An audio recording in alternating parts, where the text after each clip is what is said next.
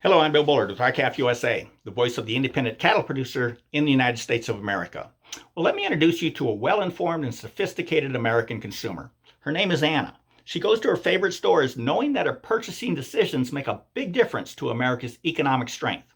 Anna knows if she buys light bulbs, kitchenware, clothes, tools, or electronics with a Made in the USA label, then she's supporting good paying jobs for American workers and profitability for American manufacturers. She knows she's supporting America's economic future. And Anna knows this about her food purchasing decisions too.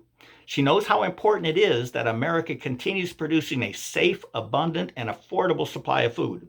And she knows that America's family farm system of agriculture is by far the most reliable and efficient food production system in the entire world. So Anna wants to support America's family farmers and ranchers every time she goes to the grocery store. And she does this by looking at labels. Labels that tell her whether the food is produced by America's family farmers or ranchers or by some multinational corporation operating on foreign soil. And for the past 7 years, Anna has dutifully maintained her personal resolve to support America's farmers and ranchers. So she looks at labels on every food item and consistently purchases an American-made item if it's available. For items like bananas, she knows that's not possible. And so she's thankful for fair trade policies that allow Americans to buy things we can't produce here. And for the past 7 years, she's purchased only beef that was conspicuously and proudly labeled with a product of the USA label. It even had a red, white, and blue flag on it. So for 7 years, Anna felt good because the labels on her beef confirmed that she was supporting America's cattle farmers and ranchers. But for the past 7 years, Anna was deceived. She was lied to. She was deceived and lied to by her Congress and by her president, who both knew for 7 years that the product of USA label did not mean the beef was produced by America's family-owned cattle farms and ranches.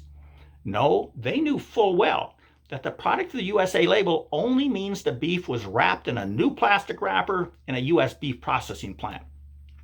It was as likely to have been produced in Uruguay, Australia, Canada, or Mexico as it was in the United States. And rightly so, Anna's trust in her government was shattered, and she felt like she'd been treated like an idiot. And she was. She was deliberately lied to and treated like an idiot by her Congress and her president for 7 years because they didn't give a rat whether Anna had a right to spend her money in a way that helped America. In fact, they kowtowed to the World Trade Organization, who said consumers like Anna had no right whatsoever to choose to buy beef produced by America's cattle farmers and ranchers. Congress and the president simply bowed obediently to the International World Trade Organization. Forsaking the rights of consumers was not even a concern.